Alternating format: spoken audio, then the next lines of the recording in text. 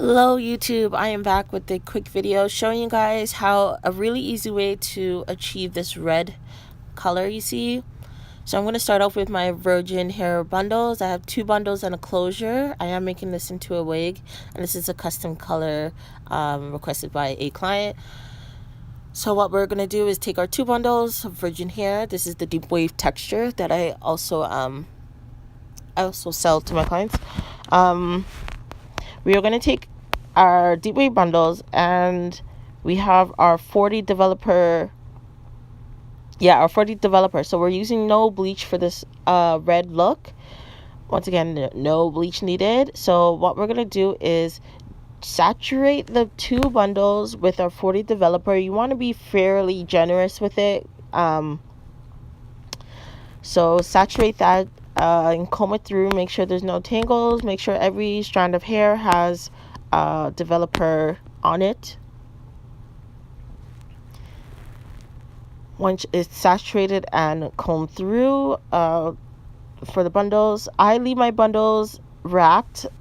I don't unravel it because once the bundles are really saturated, it's fine.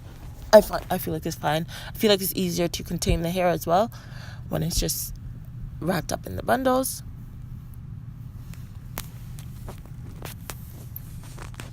Here we go.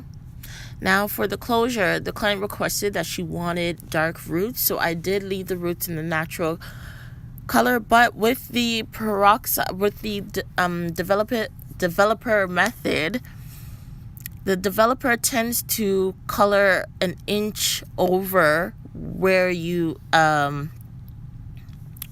apply the developer. I don't know if you understand what I mean by that, but what that means is wherever I put the developer on the hair, it will color an inch higher than that. So I kept that in mind. So what I did was I kept 3 inches, and then by the time I was done, I had 2 inches of dark roots. Here we are just what you want to do is, once you've saturated everything, put it in a plastic bag and leave for a couple hours. Depending on how bright you want your red to be will depend on how long you will leave it in the plastic bag developing. So I left mine for quite a while. I left mine for like overnight. You don't have to leave it that long. This was well developed after about like 2 hours the most. And I wanted mine to the highest brown I could possibly get, so I did leave mine in for overnight. Like I said, here I'm showing you the brown that I got. The closure, I did use a 30 developer, so it didn't get as bright, so I went over it again. But for my bundles, it doesn't look as bright here, but once it dries, you guys are going to see the actual lifted colors. And once again, this is without bleach, only the developer. And it doesn't damage the hair at all. That's why I like using this method. It's very easy to monitor how bright you want your reds. You can also do this with a range of other colors. So here we're using the watercolor method, and as you can see, like I said before, this is the true color of the brown. This is how high we were able to lift it, and it's a pretty medium brown. As you can see, it has red undertones, so we're going to use that because are going red. We don't have to cancel out any of those red tones. We actually want those red tones. The brand I'm using is Adore, and I'm using the burgundy and the intense red color. Intense red is a purple red, so that is great for covering over browns. So it absorbs the brown really, really easily. And then the intense red is just to intensify that color, to make sure that it's popping on the bundles.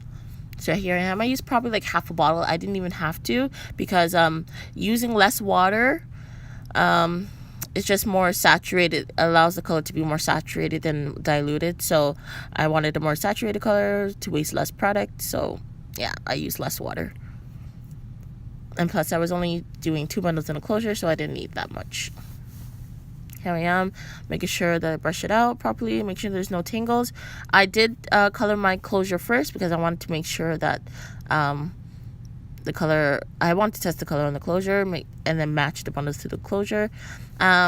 Here I did, as you're seeing, I'm being very careful because I do not want to get the color onto the lace, because I was watching a lot of videos on YouTube and everybody's saying that it doesn't color the lace, but I actually sometimes tint my closures using Adore in honey brown. So if that tints the closure, then I'm pretty sure a red would tint the lace as well. So I just I steer clear of the lace, and I actually got some color onto the lace and it stained. So I'm not sure how everybody else gets their color off their lace, but yeah, comment below if you know any techniques on how to remove color from lace.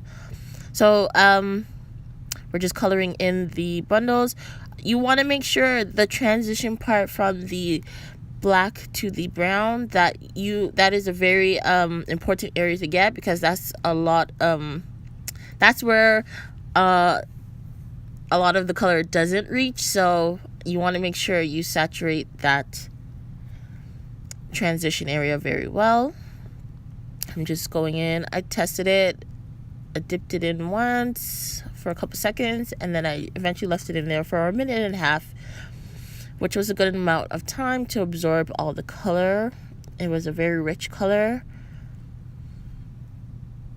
Here I'm putting in more red. I thought it was a little purpley because of the burgundy color that we used, the purple red, but it ended up working out perfectly. And here are the end results. As you can see, even tone all the way through, no patchiness in the color. This was the client for the unit. This was the unit for the client. This is closure units. As you can see, the construction that I made. This is using a machine to make these, to make this wig, and I lightly curled it. I can see the consistency of the color is phenomenal. I really like this method. It is bulletproof. You cannot mess up on this. Guys, so thank you for watching. Let me know in the comment bar below if you do try this technique. If you would like a wig made by me, I'll leave my contact information below. Comment, subscribe. Thank you.